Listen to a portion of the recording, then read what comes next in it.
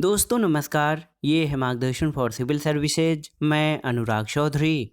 दोस्तों NCERT objective श्रृंखला में इस वीडियो में प्रस्तुत है 6वीं कक्षा की ओल्ड एनसीईआरटी देश और उनके निवासी भाग 1 के अध्याय 2 दक्षिण अमेरिका, अध्याय 3 ऑस्ट्रेलिया और अध्याय 4 अंटार्कटिका से संबंधित महत्वपूर्ण ऑब्जेक्टिव प्रश्न और उनका व्याख्यात्मक हल, जो आपके आगामी विभिन्न परीक्षाओं जैसे सिविल सेवा परीक्षा, राज्य सेवा आयोगों जैसे यूपीपीसीएस, उत्तराखंड, बिहार, राजस्थान और एमपीपीसीएस द्वारा आयोजित परीक्षाओं के सामान्य अध्ययन खंड के लिए बहुत ही उपयोगी हैं।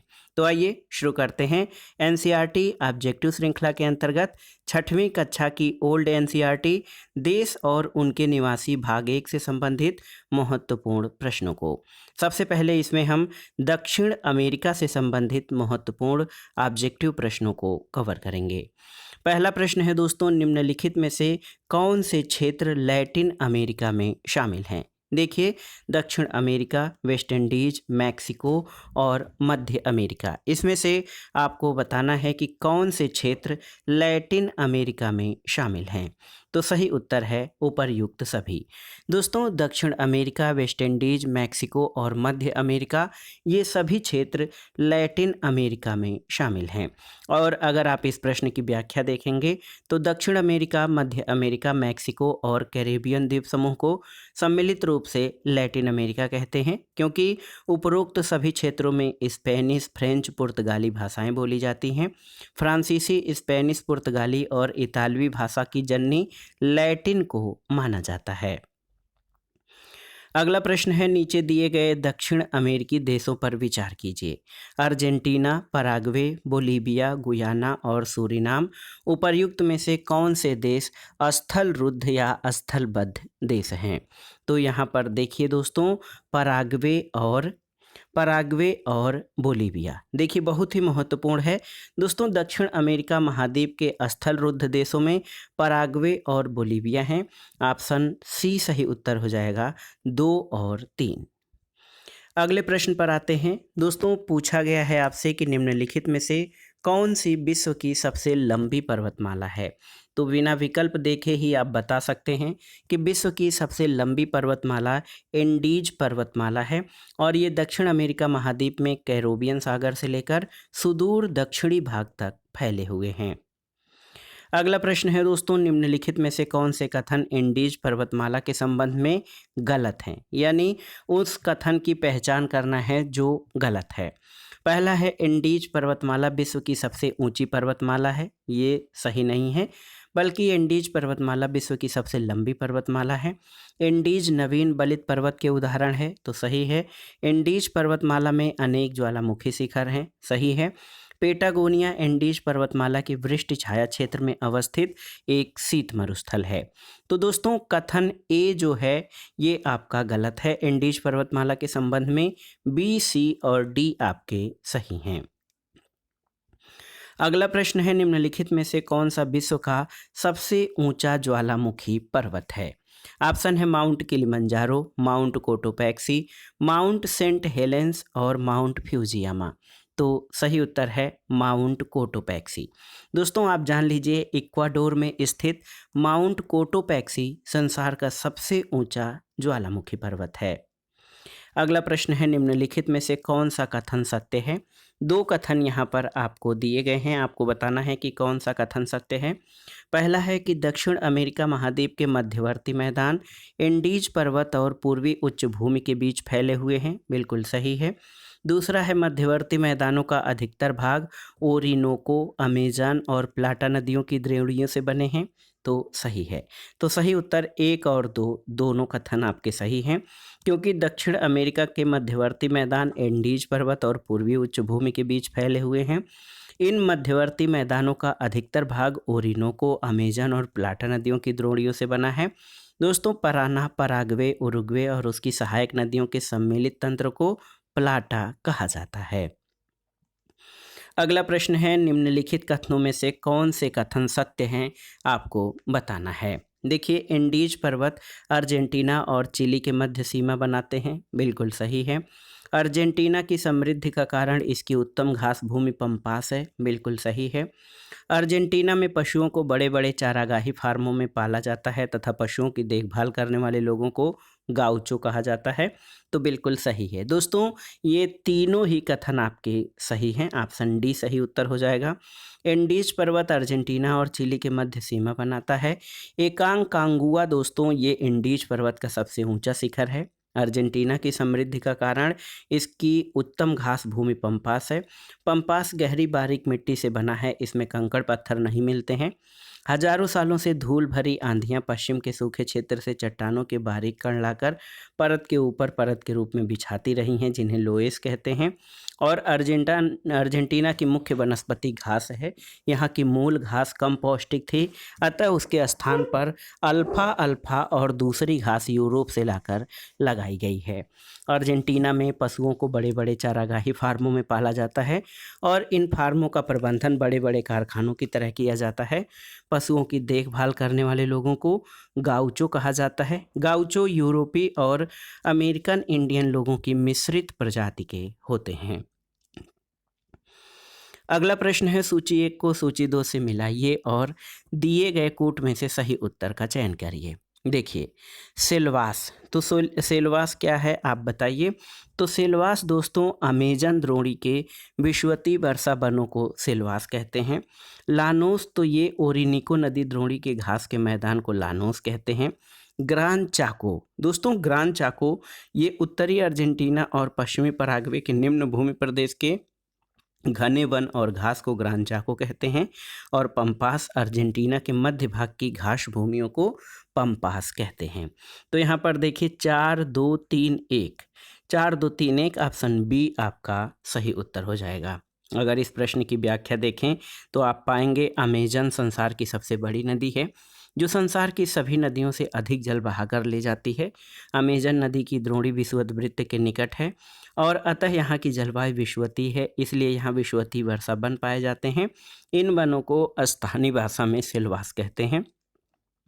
अमेजन वनों के उत्तर और दक्षिण में सवाना प्रकार की जलवायु कटिबंध है, ये घास भूमि प्रदेश हैं। उत्तर में ओरिनोको नदी द्रोणी में इन घास के प्रदेशों का स्थानीय नाम लानोस है और दक्षिण में ब्राज़ील के मध्यवर्ती भाग में इसे कंपोस कहते हैं। और आप जान लीजिए उत्तरी अर्जेंटीना और पश्चिमी पराग्वे के निम्न भूमि प्रदेशों में वर्षा जो है ग्रीष्म ऋतु में होती है और शीत ऋतु यहाँ की सूखी रहती है। यहाँ वर्षा बहुत अधिक होती है। ये प्रदेश घने वन और घासों से ढका रहता है। स्थानीय लोग इन वनों को ग्रान चाको कहते हैं और अर्जेंटीना और उरुग्वे के समशीतोष्ण घास के मैदान को पम्पास कहते हैं, जहाँ की दशाएं गेहूँ की कृषि के लिए सर्वाधिक अनुकूल हैं। अगले प्रश्न पर आते हैं, निम्नलिखित में से विश्व का सबसे ऊंचा जलप्रपात कौन सा है। नियाग्रा, जोग, विक्टोरिया और एंजिल। तो सही उत्तर है एंजिल जलप्रपात, ये विश्व का सबसे ऊंचा जलप्रपात है और ये दक्षिण अमेरिका की पूर्वी उच्च भूमि में वेनेजुएला के दक्षिणी पूर्वी भाग में स्थित एंजिल जलप्रपात दुनिया का सबसे ऊंचा जलप्रपात है। अगला प्रश्न है, निम्नलिखित कथनों में से कौन से कथन सत्य हैं। पहला है कि दक्षिणी पेरू और उत्तरी चिली के गर्म मरुस्थलीय प्रदेश को आटाकामा मरुस्थल कहते हैं, बिल्कुल सही है। आटाकामा मरुस्थल के दक्षिण में भूमध्य सागरीय जलवायु पाई जाती है, सही है। चिली तांबे का प्रमुख उत्पादक देश है। चिली का चिक्विकमाटा नामक स्थान तांबे के उत्पादन के लिए विश्व प्रसिद्ध है। तो आप जान लीजिए ये तीनों ही कथन आपके सही हैं, ऑप्शन डी आपका सही उत्तर है। दोस्तों दक्षिणी पेरू और उत्तरी चिली के उष्णकटिबंधीय तटीय मरुस्थल को आटाकामा मरुस्थल कहते हैं। आटाकामा मरुस्थल के दक्षिण में यानी मध्य चिली में भूमध्य सागरीय जलवायु पाई जाती है और चिली संसार में तांबे का सबसे प्रमुख उत्पादक देश है और चिली का चिक्विकमाटा नामक जो स्थान है वो तांबा उत्खनन के लिए प्रसिद्ध है। अगला प्रश्न है, निम्नलिखित में से कौन से कथन आपके सत्य हैं, आपको बताना है। देखिए दक्षिण अमेरिका के उष्णकटिबंधीय वर्षा वनों में विश्व की सबसे हल्की लकड़ी वाल्सा पाई जाती है, सही है। ब्राज़ील में पाए जाने वाले ताड़ जात के वृक्ष कार्नोबा से मोम प्राप्त किया जाता है, बिल्कुल सही है। और रबर के वृक्षों का मूल स्थान अफ्रीका महाद्वीप की जायरे नदी द्रोणी है, तो ये आपका सही नहीं है। केवल 1 और 2 कथन आपका सही है।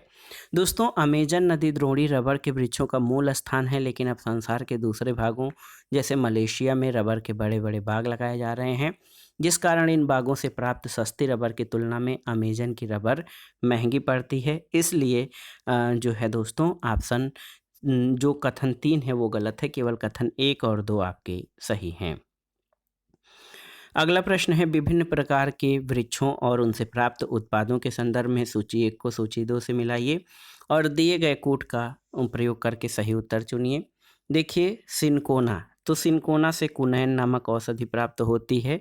चिकिल, चिकिल से च्युइंगम प्राप्त होता है। एरवा, एरवा वृक्ष से दोस्तों आप जान लीजिए चाय की पत्तियों के समान पत्तियां प्राप्त होती हैं। और क्वेब्रेको से टहनिक अम्ल प्राप्त होता है। तो 2 1 4 3 यहाँ पर देखिए, 2 1 4 3 ऑप्शन बी आपका सही उत्तर हो जाएगा। आप जान लीजिए, ब्राज़ील के वनों में पाए जाने वाले सिनकोना वृक्ष की छाल से कुनैन तैयार किया जाता है। ये मलेरिया बुखार के लिए दवा के रूप में उपयोग होता है। चिकिल वृक्ष से च्युइंगम बनाया जाता है और एरबा पूर्वी उच्च भूमि का मुख्य वृक्ष है। इसकी पत्तियों को चाय के पत्तियों के समान ही पानी में उबाला जाता है। और क्वेब्रेको ग्रानचाको के वनों का प्रमुख पेड़ है। इस पेड़ के नाम का अर्थ है कुल्हाड़ी तोड़ने वाला। इसकी लकड़ी बहुत कठोर होती है और इस वृक्ष से टैनिक अम्ल निकाला जाता है, जिसका उपयोग चमड़ा शोधन में किया जाता है। अगला प्रश्न है, दक्षिणी अमेरिका महाद्वीप के किस क्षेत्र में पाए जाने वाले वनों को मोंटाना कहते हैं? देखिए, अमेजन नदी द्रोणी के क्षेत्र में पाए जाने वाले वनों को, एंडीज पर्वत के पूर्वी ढलानों में वनों को, एंडीज पर्वत के दक्षिणी ढलानों के वनों को, या फिर ब्राज़ील के तटीय क्षेत्रों में पाए जाने वाले वनों को। तो दक्षिण अमेरिका महाद्वीप के किस क्षेत्र में पाए जाने वाले वनों को मोंटाना कहते हैं? तो उत्तर है एंडीज पर्वत के पूर्वी ढलानों के वनों को। दोस्तों, एंडीज पर्वत के पूर्वी ढलानों के वनों को मोंटाना कहते हैं और इनसे कीमती मुलायम लकड़ी प्राप्त होती है। अगला प्रश्न है, विश्व के सबसे बड़े शिकारी पक्षी का नाम क्या है? तो ये है कोंडोर। याद रखिएगा, दक्षिण अमेरिका विशेषतया अमेजन नदी द्रोणी में विभिन्न प्रकार के वन्यजीव बहुत बड़ी संख्या में मिलते हैं। कोंडोर संसार का सबसे बड़ा शिकारी पक्षी है। रिया न उड़ने वाला पक्षी है जो दक्षिण अफ्रीका के शुतुरमुर्ग और ऑस्ट्रेलिया के एमू जैसा होता है। अगला प्रश्न है, नीचे दिए गए कथनों पर विचार कीजिए और इनमें से आपको सही उत्तर का चयन करना है और ये बताना है कि ये जो विशेषताएं दी गई हैं वो किस जीव के लिए हैं। देखिए, दक्षिण अमेरिका में ये जीव एंडीज पर्वतमाला के ऊंचे भागों में रहता है। पर्वतीय क्षेत्रों में इन जीवों के द्वारा सामान की ढुलाई होती है और ये लंबी गर्दन वाला पशु ऊँट प्रजाति का है तथा ऊँट की तरह कई दिनों तक बिना पानी के रह सकता है। तो ये विशेषताएं किस जीव की हैं? तो उत्तर है लामा। दोस्तों, ये विशेषताएं लामा के संदर्भ में हैं, जो कि दक्षिण अमेरिका का एक विचित्र जीव है। ये ऊँट प्रजाति का है जो एंडीज पर्वतमाला के ऊंचे भागों में रहते हैं। गुआनाको एक प्रकार का जंगली लामा है जो पैटागोनिया के मरुस्थल में पाया जाता है। एंट ईटर और आर्मीडोलो बहुत ही प्राचीन काल के स्तनधारी जीवों में से बचे रह गए हैं। प्यूमा सिंह परिवार का खतरनाक जानवर है जो चीते से भी अधिक बलवान होता है। जैगुआर भी एक शिकारी जानवर है और ये दोनों जानवर पेड़ों पर भी रहते हैं। अगला प्रश्न है, निम्नलिखित में से कौन सा कथन आपके सत्य हैं? बताना है। दक्षिण अमेरिका में अधिकतर पशुपालन अर्जेंटीना, उरुग्वे और ब्राज़ील के अर्धनम भागों में होता है। बिल्कुल सही है। और अर्जेंटीना, उरुग्वे और ब्राज़ील देश की मूल घास में पर्याप्त पोषक तत्व पाए जाते हैं। ये सही नहीं है। भेड़ पालन के प्रमुख क्षेत्र अर्जेंटीना और चिली में हैं। तो इसमें 1 और 3 कथन आपके सही हो जाएंगे। और आप देख लीजिए कि दक्षिण अमेरिका में विशाल घास के मैदान हैं। इन पर बड़ी संख्या में भेड़, बकरियों और अन्य पशुओं मुख्यतः ऊन और मांस प्राप्त करने के लिए पाला जाता है। अधिकतर पशुपालन अर्जेंटीना, उरुग्वे और ब्राज़ील के अर्धनम भागों में होता है। इन देशों की घास भूमियों की मूल घास में पोषक तत्व कम थे, इसलिए उनके स्थान पर पोषक तत्वों से भरपूर अल्फाल्फा नामक घास लगाई गई है। अल्फाल्फा एक फलीदार पौधा है जो कि पोषक तत्वों से भरपूर है और ये मिट्टी के उपजाऊपन को भी बनाए रखता है। भेड़ पालन का प्रमुख क्षेत्र अर्जेंटीना और चिली में है और मांस की डिब्बाबंदी और मांस का प्रसंस्करण अर्जेंटीना का मुख्य व्यवसाय है। अगला प्रश्न है, दक्षिण अमेरिका के संदर्भ में विभिन्न देश और खनिज संसाधनों के संबंध में सूची 1 का सूची 2 से मिलान करना है।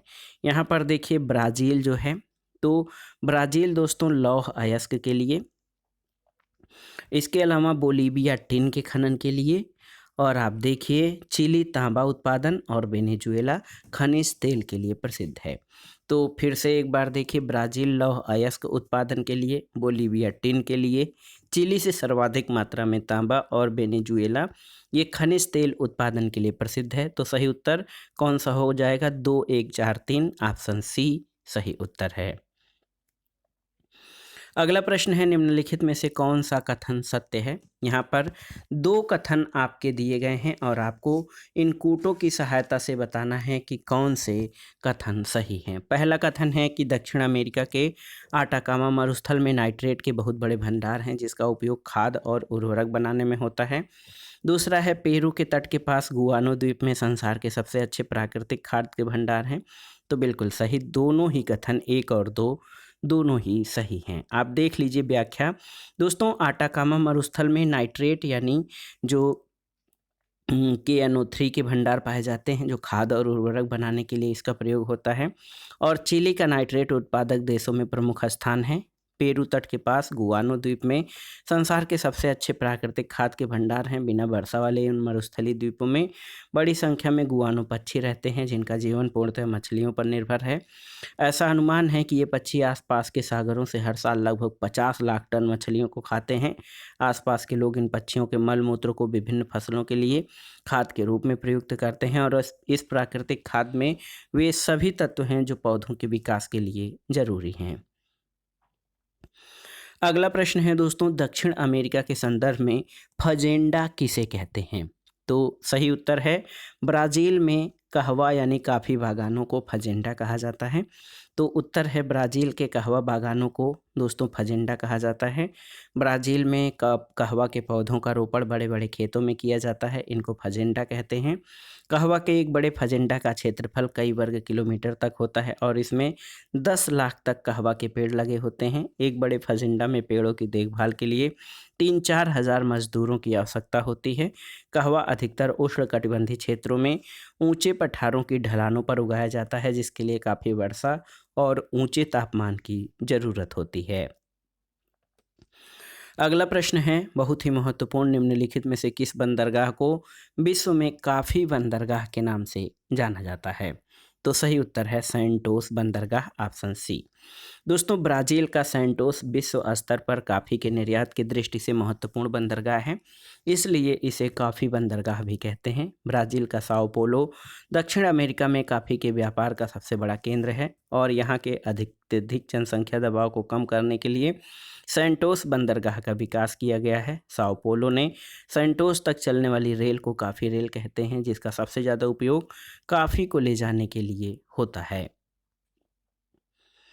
दक्षिण अमेरिका के बाद आइए अब ऑस्ट्रेलिया महाद्वीप से संबंधित महत्वपूर्ण प्रश्नों को देख लेते हैं। पहला प्रश्न है दोस्तों, किस देश को प्यासी भूमि का देश कहते हैं? तो ऑस्ट्रेलिया को प्यासी भूमि का देश कहते हैं क्योंकि इसके बहुत बड़े भाग में कम वर्षा होती है। ऑस्ट्रेलिया सबसे छोटा महाद्वीप है जो कि पूरी तरह दक्षिणी गोलार्ध में स्थित है। अगला प्रश्न है, ऑस्ट्रेलिया के संदर्भ में निम्नलिखित में से कौन से कथन सत्य हैं आपको बताना है। यहाँ पर देखिए, मकर रेखा ऑस्ट्रेलिया को 2 भागों में बांटती हैं, यानी ये ऑस्ट्रेलिया के लगभग मध्य से होकर गुजरती है, बिल्कुल सही है। ऑस्ट्रेलिया का पश्चिमी भाग एक विस्तृत पठार है, यह महाद्वीप के लगभग 2/3 भाग पर फैला है, बिल्कुल सही है। ऑस्ट्रेलिया में पश्चिमी पठार और पूर्वी उच्च भूमि के मध्य विस्तृत निम्न भूमि प्रदेश है। तो ये तीनों ही कथन आपके सही हैं, ऑप्शन डी आपका सही उत्तर है। अगला प्रश्न है, ऑस्ट्रेलिया के पश्चिमी पठार से संबंधित नीचे दिए गए कथनों को ध्यानपूर्वक पढ़िए और इसके बाद कौन सा कथन असत्य है यानी गलत कथन आपको चुनना है।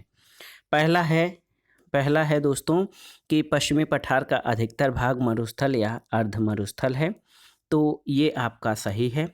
पश्चिमी पठार का अधिकांश भाग सपाट है और छोटी छोटी झाड़ियों से ढका है, सही है। और यह पठार एक नवीनतम पठार है जिस कारण यहाँ पर खनिज संसाधनों का अभाव है, तो ये आपका गलत है। केवल 3 कथन आपका गलत है, ऑप्शन सी सही उत्तर हो जाएगा। और ऑस्ट्रेलिया का पश्चिमी पठार भारत के दक्कन के पठार की तरह पुरानी चट्टानों से बना है। यहाँ अनेक खनिजों के बड़े भंडार हैं और लौह अयस्क और सोना यहाँ के मुख्य खनिज हैं। अगला प्रश्न है दोस्तों, ऑस्ट्रेलिया के मध्यवर्ती निम्न भूमि प्रदेश में के संदर्भ में निम्नलिखित में से कौन से कथन सत्य हैं, आपको बताना है। तो यहाँ पर देखिए, मध्यवर्ती निम्न भूमि प्रदेश उत्तर में कारपेंट्रिया की खाड़ी से लेकर महाद्वीप को पार करता हुआ ऑस्ट्रेलिया के दक्षिणी तट तक फैला हुआ है, सही है। और इस भाग में पर्याप्त वर्षा होती है जिस कारण यहाँ कई नदियों के उद्गम स्रोत हैं, तो ये गलत है। केवल कथन 1 आपका सही है, कथन 2 गलत है, क्योंकि वर्षा की कमी के कारण निम्न भूमि का अधिकतर भाग बहुत ही शुष्क है। सौभाग्य से कुछ जल उस्रुत कूपों से मिल जाता है।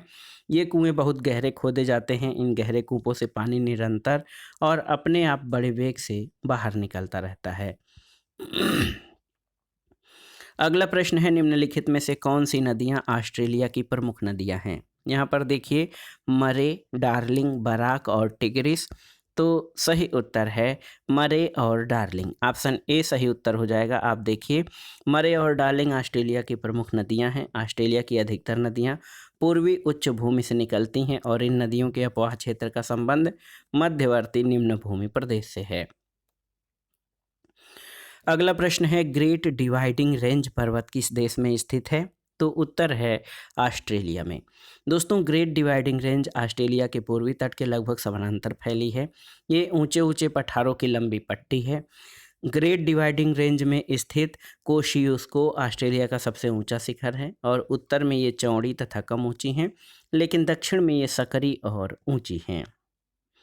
अगला प्रश्न है, ऑस्ट्रेलिया के संदर्भ में निम्नलिखित में से कौन सा कथन सत्य है, आपको बताना है। पहला है कि मरे और डार्लिंग नदियों के द्रोणियों या अपवाह क्षेत्र का संबंध मध्यवर्ती निम्न भूमि प्रदेश से है, बिल्कुल सही है। दूसरा है कि मध्यवर्ती निम्न भूमि प्रदेश में आयर झील के चारों ओर का बहुत बड़ा भाग अंतःस्थलीय अपवाह क्षेत्र है। तो ये 1 और 2 दोनों ही कथन सत्य हैं। ऑप्शन सी सही उत्तर हो जाएगा। अगला प्रश्न है दोस्तों, ऑस्ट्रेलिया की ग्रेट बैरियर रीफ किस महासागर में है। ऑप्शन देखिए, हिंद महासागर, प्रशांत महासागर, उत्तरी अटलांटिक महासागर या दक्षिणी अटलांटिक महासागर। तो सही उत्तर है पैसिफिक ओशन या प्रशांत महासागर। दोस्तों, ऑस्ट्रेलिया के उत्तरी पूर्वी तट के साथ साथ प्रशांत महासागर में एक प्रवाल भित्ति है जिसे ग्रेट बैरियर रीफ कहते हैं। प्रवाल भित्ति का निर्माण प्रवाल नामक अत्यंत छोटे जीवों के अस्थिपंजरों के लगातार जमाव से होता है। प्रवाल एक प्रकार के छोटे समुद्री जीव होते हैं जो समुद्र की तली से चिपके रहते हैं। प्रवाल उष्णकटिबंधीय समुद्रों के स्वच्छ और उथले जल में अच्छी तरह पनपते हैं। वर्तमान में ग्लोबल वार्मिंग की वजह से ग्रेट बैरियर रीफ का काफ़ी तेजी के साथ क्षरण हो रहा है। अगला प्रश्न कथन और कारण से संबंधित है। कथन है कि ऑस्ट्रेलिया के भीतरी भागों में गर्म मरुस्थलों की तरह जलवायु पाई जाती है, बिल्कुल सही है। कारण है कि ऑस्ट्रेलिया की पूर्वी उच्च भूमि वर्षा कराने वाली पवनों के लिए रुकावट पैदा करती है, सही है। दोस्तों, ए और आर दोनों सही हैं और आर ए की सही व्याख्या भी करता है। ऑप्शन ए आपका सही उत्तर हो जाएगा। और आप इसकी व्याख्या देखेंगे तो ऑस्ट्रेलिया का अधिकतर भाग शुष्क है। ऑस्ट्रेलिया के पूर्वी, उत्तरी तथा दक्षिणी पश्चिमी भागों में पवन समुद्र की ओर से चलती है। परिणामस्वरूप इन भागों में भारी वर्षा होती है। पूर्वी उच्च भूमि वर्षा कराने वाली इन पवनों के लिए रुकावट है, इसलिए वर्षा पश्चिम की ओर बहुत कम हो जाती है। ऑस्ट्रेलिया के मध्यवर्ती और पश्चिमी भागों के बहुत बड़े क्षेत्र में वर्षा बहुत ही कम या बिल्कुल नहीं होती है, इसलिए ऑस्ट्रेलिया के विस्तृत भीतरी भाग में गर्म मरुस्थलों की तरह जलवायु पाई जाती है। अगला प्रश्न है दोस्तों, ऑस्ट्रेलिया के शीतोष्ण कटिबंधीय घास भूमियाँ जो कि मरे और डार्लिंग नदियों की द्रोणी में फैली है, उन्हें किस नाम से जानते हैं। वेल्ड, सवाना, डाउन्स या प्रेयरी। तो सही उत्तर क्या हो जाएगा। दोस्तों, ऑस्ट्रेलिया में घास भूमियाँ 2 प्रकार की हैं, उष्णकटिबंधीय और शीतोष्ण कटिबंधीय। शीतोष्ण कटिबंधीय घास भूमियाँ जो कि मरे और डार्लिंग नदियों में पाई जाती हैं, उन्हें डाउन्स कहा जाता है। अगला प्रश्न है दोस्तों, ऑस्ट्रेलिया के संदर्भ में निम्नलिखित में से कौन सा युग्म सुमेलित है, आपको बताना है। ऑस्ट्रेलिया में पाया जाने वाला सामान्य वृक्ष यूकेलिप्टस। उष्णकटिबंधीय घास भूमियाँ डाउन्स, ये सही नहीं है। उष्णकटिबंधीय घास भूमियाँ डाउन्स नहीं हैं, जबकि शीतोष्ण कटिबंधीय घास भूमियाँ डाउन्स हैं। और अर्धशुष्क क्षेत्रों की मुख्य वनस्पति साल्ट ब्रुश। तो केवल 1 और 3 कथन आपके सही हैं, ऑप्शन बी सही उत्तर हो जाएगा। दोस्तों आप जान लीजिए यूकेलिप्टस ऑस्ट्रेलिया में पाया जाने वाला सामान्य वृक्ष है और प्रायः गोंद वृक्ष के नाम से जाना जाता है। ऑस्ट्रेलिया में उष्णकटिबंधीय घास भूमियाँ उत्तर में फैली हैं, इन्हें सवाना कहते हैं। डाउन्स जो हैं शीतोष्ण कटिबंधीय घास भूमियाँ हैं, दूसरा युग्म गलत हो जाएगा। और ऑस्ट्रेलिया के अर्ध शुष्क क्षेत्रों की मुख्य वनस्पति साल्ट ब्रुश और मुल्गा हैं। अगला प्रश्न है ऑस्ट्रेलिया के संदर्भ में निम्नलिखित में से कौन से कथन सत्य हैं, आपको बताना है। विश्व में ऑस्ट्रेलिया बॉक्साइट का सबसे बड़ा उत्पादक देश है, बिल्कुल सही है। कालगुरली सोना खनन का प्रमुख क्षेत्र है। तो आप जान लीजिए दोनों ही कथन 1 और 2 दोनों ही सही हैं। ऑस्ट्रेलिया के बाद आइए अंटार्कटिका महाद्वीप से संबंधित महत्वपूर्ण प्रश्नों को देख लेते हैं। पहला प्रश्न है किस महाद्वीप को विज्ञान के लिए समर्पित महाद्वीप कहा जाता है? तो उत्तर है अंटार्कटिका को। दोस्तों अंटार्कटिका आकार में बड़ा जरूर है, लेकिन अभी भौतिक दृष्टि से ज़्यादा लाभ नहीं दे सकता, परंतु ये पृथ्वी के बारे में अधिक जानकारी देने के अनोखे अवसर प्रदान करता है, इसलिए इसे विज्ञान के लिए समर्पित महाद्वीप कहा जाता है। और संसार का यही अकेला महाद्वीप है जो हमेशा बर्फ से ढका रहता है, इसलिए इसे व्हाइट कॉन्टिनेंट या श्वेत महाद्वीप कहा जाता है। अगला प्रश्न है अंटार्कटिका महाद्वीप के संदर्भ में निम्नलिखित में से कौन सा कथन असत्य है यानी गलत है? पहला है अंटार्कटिका का लगभग 98% भाग सदा बर्फ से ढका रहता है, बिल्कुल सही है। इस महाद्वीप में विश्व के सबसे बेहतर तटीय मैदान हैं, ये सही नहीं है। क्वीन माड पर्वत श्रेणी इस महाद्वीप को लगभग 2 बराबर भागों में बांटती हैं, सही है। यहाँ ग्रीष्म ऋतु में कभी सूर्य अस्त नहीं होता और शीत ऋतु में सूर्य उदय नहीं होता है, बिल्कुल सही है। तो गलत कथन ऑप्शन बी हो जाएगा। दोस्तों अंटार्कटिका का अधिकतर भाग ऊबड़ खाबड़ और पर्वतीय है। यहाँ का समुद्र तट खड़ी ढाल वाला है। यहाँ केवल तटीय मैदान नाम मात्र को भी नहीं है। अगला प्रश्न है निम्नलिखित में से कौन सी अंटार्कटिका महाद्वीप की मुख्य वनस्पति है? देखिए लाइकेन, मास, ओक और पाइन। तो सही उत्तर है लाइकेन और मास यानी ऑप्शन ए केवल 1 और 2। दोस्तों लाइकेन और मास अंटार्कटिका महाद्वीप की मुख्य वनस्पति है। अंटार्कटिका का अधिकतर भाग ठंडा मरुस्थल है। यहाँ की थोड़ी सी वनस्पति पर बहुत कम जीव जंतु अपना गुजारा कर सकते हैं, लेकिन यहाँ के सागरों में जीवों की बहुतायत है। पेंगुइन, समुद्री मछली और सील यहाँ बड़ी संख्या में हैं। सागरों में व्हेल भी पाई जाती है। अगला प्रश्न है दोस्तों अंटार्कटिका महाद्वीप को चारों ओर से घेरने वाले महासागर का नाम क्या है? तो उत्तर है दक्षिणी महासागर। दोस्तों अंटार्कटिका बर्फीला महाद्वीप है, इसको चारों ओर से घेरने वाले महासागर का नाम दक्षिणी महासागर है। ये एक ठंडा महासागर है। इस महासागर के ऊपरी जल का तापमान 4 डिग्री सेल्सियस से ऊपर नहीं जाता है और यहाँ की जलवायु बहुत ही कठोर है। संसार में सबसे कम तापमान -95 डिग्री सेल्सियस इस महाद्वीप में स्थित दक्षिणी ध्रुव पर शीत ऋतु में अंकित किया गया है। ग्रीष्म ऋतु में भी तापमान 0 डिग्री सेल्सियस से ऊपर नहीं जाता है।